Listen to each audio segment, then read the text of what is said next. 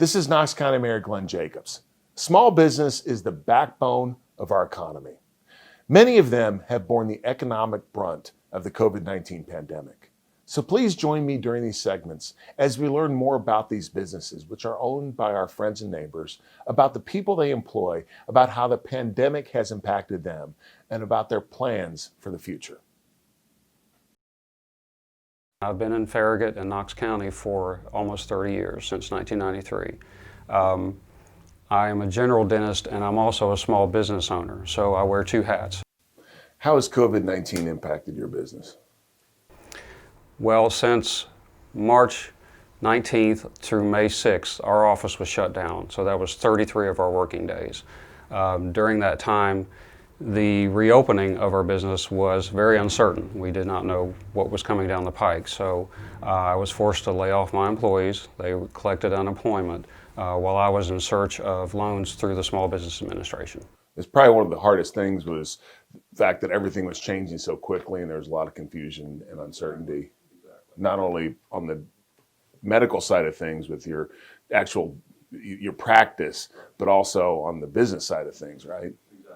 We're getting recommendations from state, local, and federal levels. So with all that going on, we have to, changing restrictions, we had to look at that. During this time, we were trying to secure loans in addition to making sure that we've mandated correctly from the recommendations. So, if the government hadn't come out and said, you have to shut everything down, and part of the reason they did that, is my understanding, was to preserve the PEP, the protective equipment, in case there was a surge at hospitals.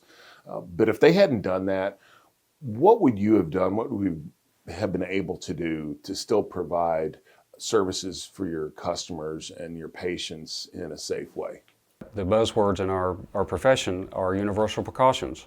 And that means you treat every situation as potentially infectious. So we're already ingrained with that in our minds. So we didn't really change, we just upgraded what we were doing in trying to safeguard our patients and our staff.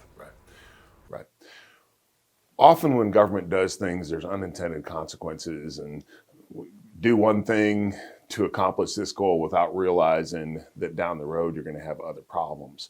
And I think when we're looking at medicine and dentistry, that's particularly true.